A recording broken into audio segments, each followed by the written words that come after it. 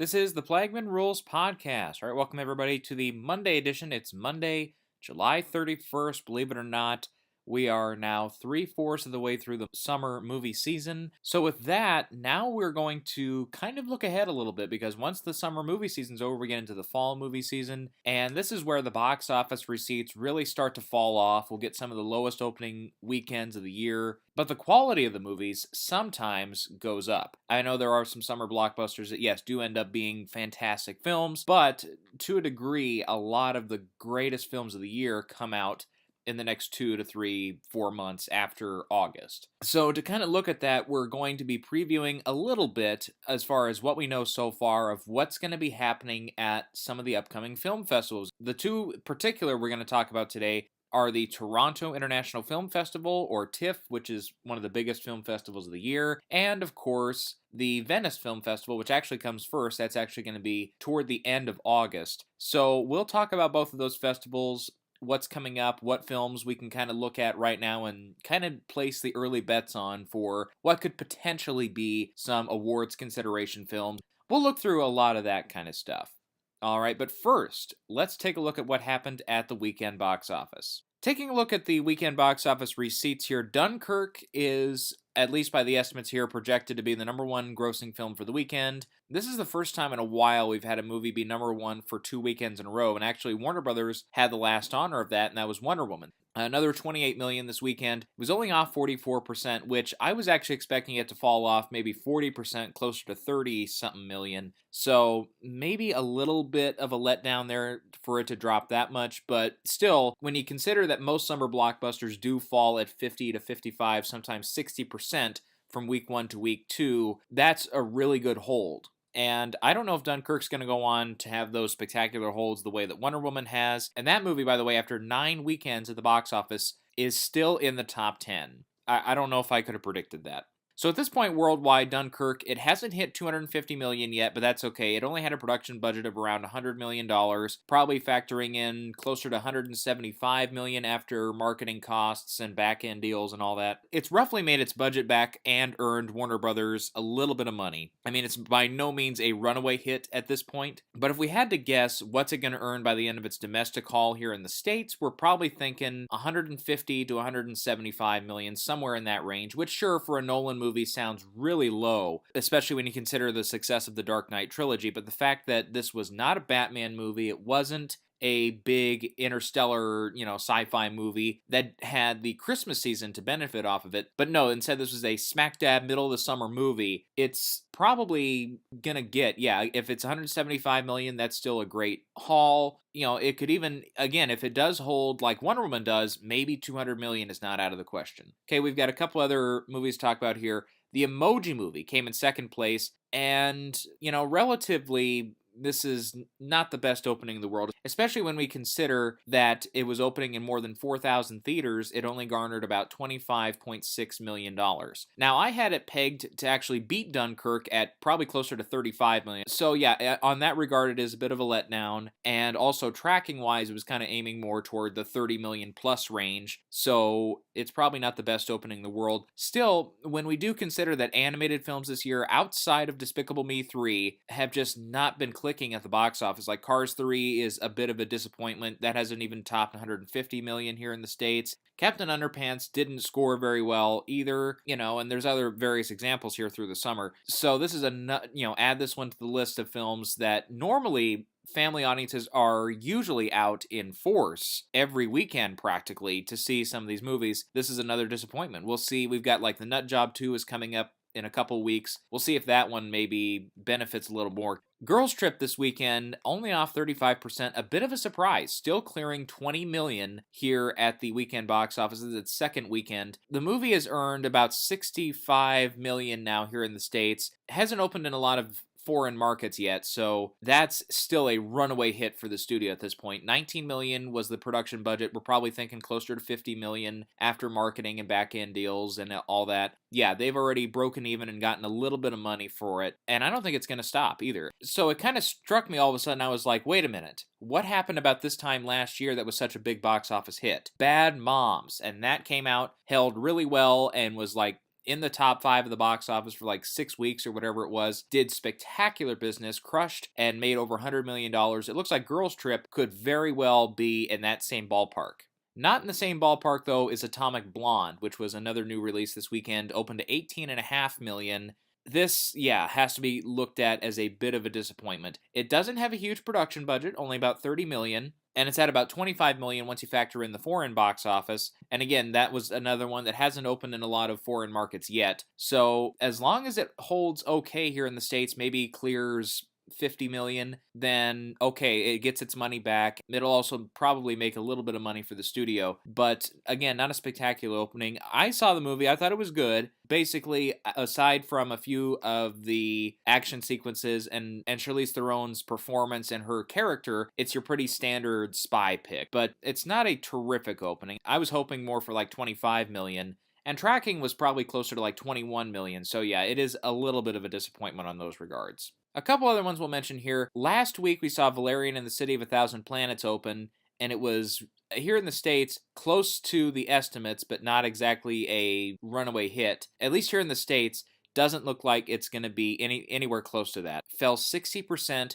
6.8 million in 8th place this weekend. I'm still checking here, but no foreign numbers are being reported yet. Now, maybe by the middle of the week we'll get some of those numbers, but right now it's only at 30 million in total. And of course, its production budget, arguably, some people say about 210, others say closer to like 175, 180 range. But regardless, at this rate, yeah, that's a huge bath for the studio. But again, we'll see what happens, but I think easily the foreign market is going to pick up on this a lot quicker and have a huge, much bigger haul outside of the States than here in the States. All right, the last one we'll talk about, and I'm sure this will come up again because it's going into wide release this weekend, we had the limited release of Detroit from Annapurna Pictures. It's Catherine Bigelow's latest film, and it had one of the biggest per theater averages of the weekend. Actually, the biggest this weekend was The Inconvenient Truth, the second one, which is an Inconvenient sequel. But Detroit, still playing in 20 theaters, got about $365,000, or about the equivalent of $18,000 per theater. That's a really good start. Now, we haven't had a whole bunch of movies this summer that start in limited release and go on to be big hits. Probably The Big Sick is the only other one this summer that's really done that successfully, because we did have films like The Beguiled that came out in limited release, did well, then went to wide release, but that one kind of fell off once it got into wide release. And we're starting to see A Ghost Story that's starting to crawl up the box office charts here as well as it gets more theaters. That one is looking like it's not going to be a big hit either. So Detroit is guaranteed a wide release this weekend and will probably be a sizable hit for the studio. And the critical reviews are really great. A lot of the word of mouth has been very good so far, so it did pretty well here for its opening weekend. Actually, one of the better opening weekends for a limited release like this summer so far, so that's very good to hear. Okay, let's move on now to the main event. This is really going to be the big topic today, and that's the Venice Film Festival and the Toronto Film Festival. We've got the lineup for those, or at least as far as my knowledge goes, this is the full lineup that I have. So we'll start with the Venice Film Festival, since that one is up first, and it starts actually just a little under a month from today, August 30th. So we've got the opening film, we've already talked about that a little bit, Downsizing. It's Alexander Payne's newest movie. Got a lot of people in the cast, which makes it sound like it's going to be a really exciting movie. That's going to be the opening night film. We've already talked about that, so we'll move on. Okay, we've also got Mother playing there. This is Darren Aronofsky's latest film. Jennifer Lawrence, Javier Bardem. We've also got Michelle Pfeiffer, Ed Harris. We've got Kristen Wiig in this, Domhnall Gleeson. That's a really good cast. They actually did have a little short teaser to the teaser released today. I didn't get anything out of it because it was only like 30 seconds. But basically, it kind of looks like your standard thriller. Now, of course, with Aronofsky at the helm, that probably means that it'll be that basic thriller, but maybe with a couple of different angles and a couple different ideas to it. Aronofsky also wrote the script. But yeah, this one will play at both Venice and it will also be at Toronto. Another one that's going to hit both festivals is Suburbicon. This is George Clooney's latest film, and that one also has a trailer release, but this is a full trailer, one we actually get to see a lot of stuff from. And this is another Matt Damon movie. He's also in Downsizing. Julianne Moore's in this one. Oscar Isaac gets a role. Reportedly, Josh Brolin's in the film, but I haven't heard anything other than one or two reports that say that. And so this is one where, George Clooney lately with some of his films like The Monuments Men was supposed to be a big Oscar contender, but then it got pushed back, and then we figured out why, because it wasn't all that great a movie. This one has Joel and Ethan Coen behind it. It's kind of a more violent, mafia-filled version of Pleasantville, which I'm down for. That sounds really exciting to me. And the trailer had a really good mix of what's going to be probably, at least by what I'm gauging so far, a good drama, kind of a thriller film, mixed in with some Coen brothers kind of comedy, kind of quirky little moments here and there. And I think that's something that George Clooney also can do directing wise too. So that one I think will do well. Another film that's going to be at both festivals, Frances McDormand's latest performance in 3 Billboards Outside Ebbing, Missouri, which is a hell of a title. I saw a trailer for this a long time ago, and it looks like it could be kind of a quirky kind of drama film, and it's got a really good cast in it too. You got Woody Harrelson and Sam Rockwell in supporting roles. John Hawkes is in there. Peter Dinklage, Caleb Landry Jones from Get Out is in this. Lucas Hedges from Manchester by the Sea reportedly has a supporting role as well. And this one, again, kind of looks like a quirky kind of drama film, and we'll see how this one goes. And one final one here that's going to be at both Toronto and Venice is Guillermo del Toro's latest film, and that's The Shape of Water. And this one does have a trailer out. I haven't seen the trailer yet, but again, a hell of a cast on this one. Sally Hawkins, Michael Shannon, Octavia Spencer, Richard Jenkins, Doug Jones, Michael Stuhlbarg, and of course, Del Toro, arguably his film Pan's Labyrinth probably should have been more in the conversation for Best Picture that year, even though it was kind of a crowded year. We'll see if that's the case this year, because it looks like it could be a film that easily gets nominations for like visual effects, film editing, gets kind of all those key nominations below the line as well.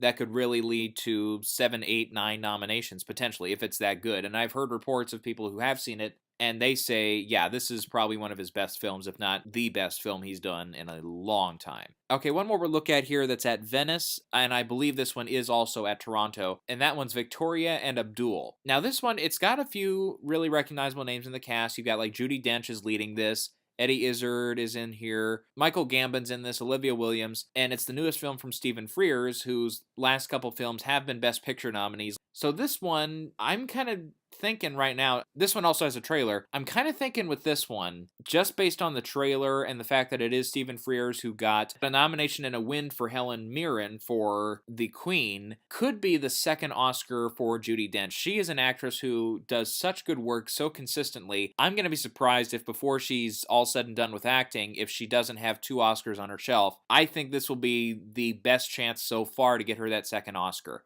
I want to even go as far as kind of a faraway bet and say that she's probably going to turn into the front runner to win this. But it's really early to say that, and I might have nothing to back it up by the time the movie comes out. For all we know, it premieres, people don't like it, and it's never talked about again. You never know. So I'll go ahead and put a couple of cents on the line and say, yeah, she'll probably become an early frontrunner to at least be in the conversations for that Oscar win. And a nomination is probably likely from this. All right, well, we don't have time to look at every last movie coming out at both festivals. We're going to try and hit all the big ones here. A couple more that we'll talk about here, and these are all going to be, by the way, switching over now to the Toronto International Film Festival. The opening film actually is going to be Shia LaBeouf's latest effort, and that's Borg McEnroe. And this is one kind of an interesting story. It's about the 1980 Wimbledon Championships, where you had the rivalry match between Bjorn Borg and John McEnroe. And I'm not going to spoil you with who wins, but I kind of looked into this a little bit. So it's going to be the opening night film, and the festival opens on September 7th. And right now it's not set for a release date here in the States. It is set for a release date outside of the States, but I don't know. It could easily get picked up for a awards run for this year. If not, then they'll save it for next year. But this could be an interesting one, especially considering Shia LaBeouf. I mean, he's just all over the news nowadays with all the stunts he pulls all the time and everything. Could be very interesting, and it could be his first Oscar bid as well. Okay, then we've also got the directorial debut of Andy Serkis with his movie Breathe. This is another one. A trailer is out. I haven't seen it yet, but there's a lot of stuff really working for this. You've got Andrew Garfield, who was just nominated, Claire Foy, who's on The Crown and just got her first Emmy nomination, and she looks like an actress, even though I haven't seen The Crown, who is really going to be vying for Oscar love as well. Anyway, so then we've got like Robert Richardson is the cinematographer. He's almost nominated practically every year. Andy Serkis, he's been trying to do a Jungle Book movie for a long time. And supposedly it was all shot. They're just still working on the visual effects stuff on it. Plus, he's been busy making all the Apes movies. So we'll see how this does. But from what I hear, yeah, this could be one to watch for. Okay, here's one. It might not be a contender this year, but it could easily turn into a contender next year, and that is The Catcher Was a Spy. And this is one, I've been hearing about this now for a couple of months as they have been adding cast members and as they've been filming. And this is going to be starring Paul Rudd. He's Mo Berg, who, thanks to his efforts, helped us beat Germany in the race to build the atomic bomb. And he's also a ex-baseball player, so that's kind of the title there. You got Guy Pearce, Jeff Daniels, Paul Giamatti, Sienna Miller in the cast as well. Giancarlo Giannini, Mark Strong is in this. A really gifted cast here. And you've got Robert Rodat, who wrote the screenplay for this. He also was nominated a few years ago, quite a few years ago now, for Saving Private Ryan. It's got a lot of stuff working toward it here, but from what I've been hearing, they were filming this like over the summer, so it's probably just done as they're getting ready to show it. And again, we don't have any distributors yet, so we don't know on this one if they're going to plan for a really late release date here in 2017 or if they're going to probably save it for 2018. If I had to guess, I'd say probably 2018 is the better bet, but you never know. Okay, here's one. I'm kind of surprised this one is not at Venice, and that's The Darkest Hour. Okay, this is another one that also has a trailer out, and I have seen the trailer a couple times now, and it also looks like it's a very timely thing to release the trailer now, because this is going to be set roughly just after the events of Dunkirk, and with the Dunkirk movie out, makes sense. But this one, I've been hearing about this one for over a year now. Gary Oldman is the star. He's Winston Churchill underneath a whole bunch of makeup. You got Ben Mendelsohn in here. You got Kristen Scott Thomas, Lily James. That's a pretty good lineup there. It's from Joe Wright, who's been nominated quite a few times, Atonement and a few other projects there, of course. Atonement probably the biggest one. Anthony McCartan wrote the script. He was just nominated a few years ago for The Theory of Everything, the worst script I've ever seen. No, okay. I didn't like the script, and that was my big problem with that movie. But you've got like Bruno Del Bono is the cinematographer here. He's been nominated a few times. And the trailer I thought was phenomenal. And what was really surprising to me was the dialogue was one of the best parts. And even though the dialogue for The Theory of Everything I thought was terrible and the screenplay not that great, you know what? This guy evidently has got talent. So anyways, yeah, this is one I'm really looking forward to. It's going to be coming out here around Thanksgiving here in the States. Can't wait to see it. And the fact that it is going to show at the Toronto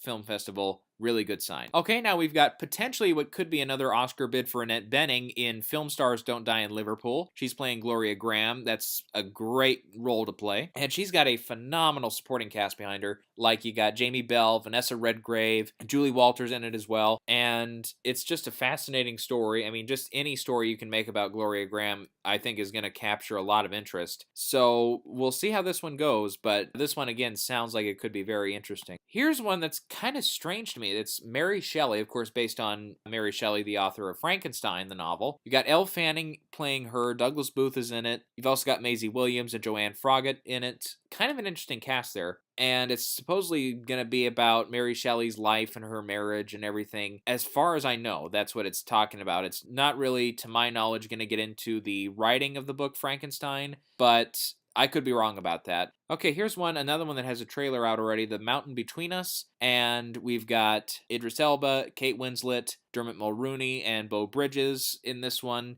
This one, for whatever reason, is just not catching my fancy. I mean, obviously it could be a very good movie, obviously, and could be a contender, but just the way it sounds, it kind of reminds me of Everest. Remember, that came out a couple years ago and got a couple of the festivals going, but ended up being nowhere near the Oscar conversation by the time everything was said and done. So this kind of reminds me of that. Actually, it doesn't just remind me. It almost looks like it's a carbon copy of that, just with a different cast and a little bit of a different story. So yeah, it will premiere at Toronto and then be released here in the States, at least in the beginning of October. But I don't have high hopes for this one. I could be completely wrong, but just based on the looks of it and the sounds of it, this could be one that gets lost in the shuffle. Okay, we've also got a couple of Sundance films getting another run at a festival here. One of those is Mudbound. And this one I've been hearing a lot of great things about. Carey Mulligan's in it, Garrett Hedlund, Jason Clarke, Jason Mitchell, good cast there. And yeah, it could be potentially a good nomination for Carey Mulligan.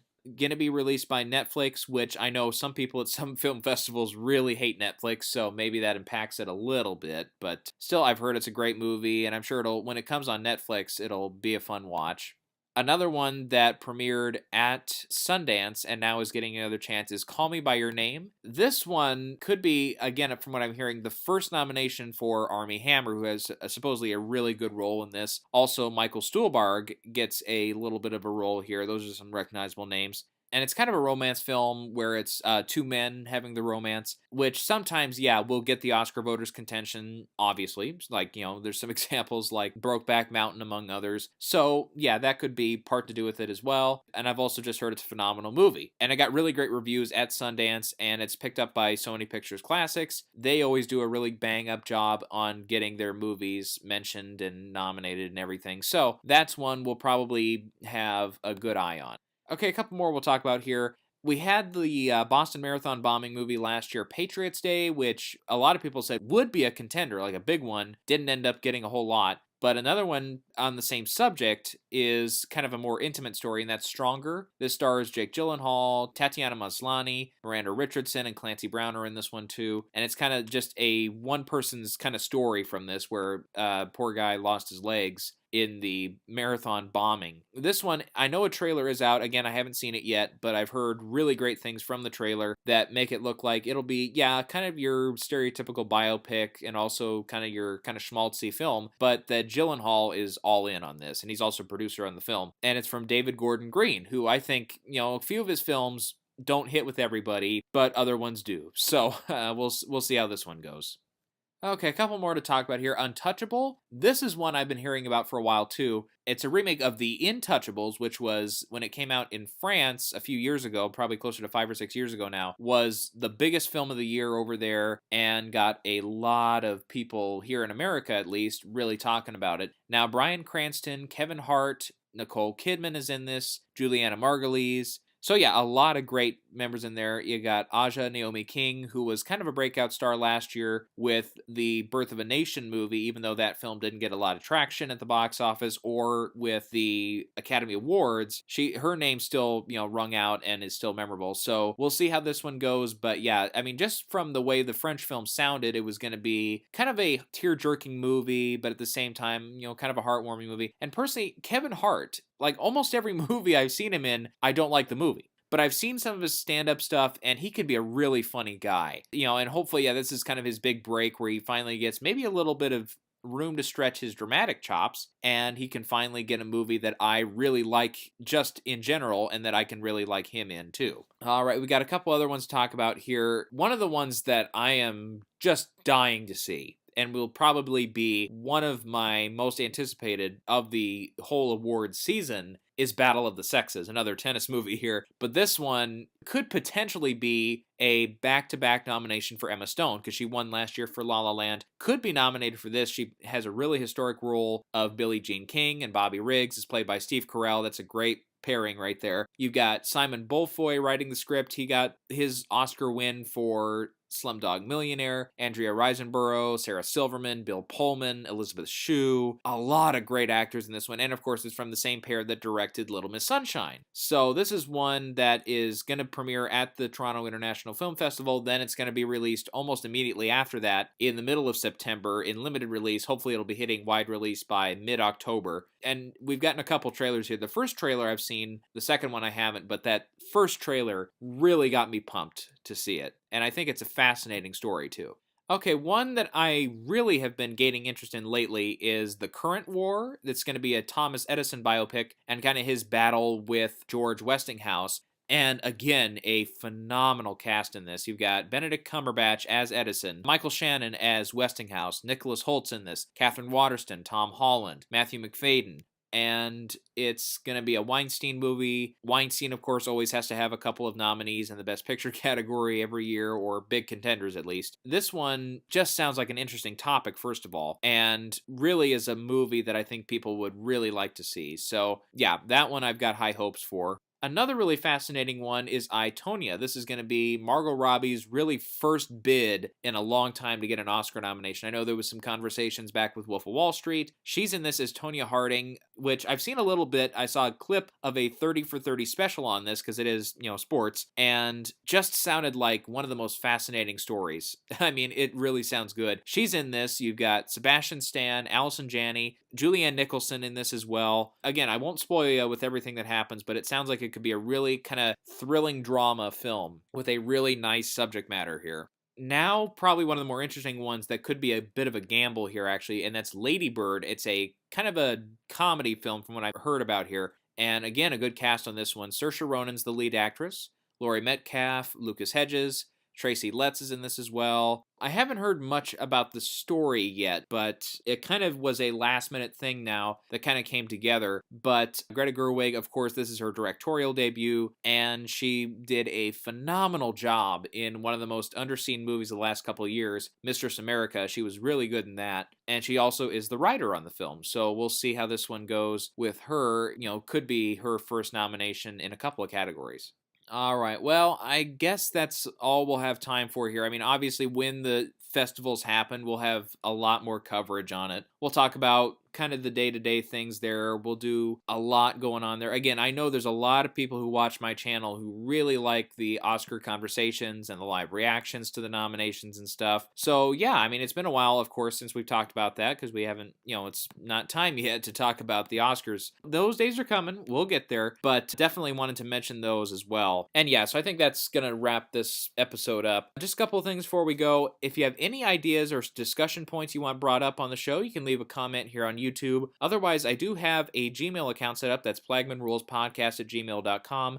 PLAGMANRULES podcast@gmail.com. Any ideas, again, like things you think can help the show, improve the show, things you like about the show, don't like about the show, go ahead and leave them there, or you can leave a comment. And again, anything you want brought up, anything that's kind of like, hey, I heard about this, what do you think of that kind of topics, I'm welcome to some suggestions there as well. All right, we'll be back on Friday. We'll see what happens with the world of movie news. We always have something to talk about. So yeah, until Friday, this has been the Plagman Rules Podcast.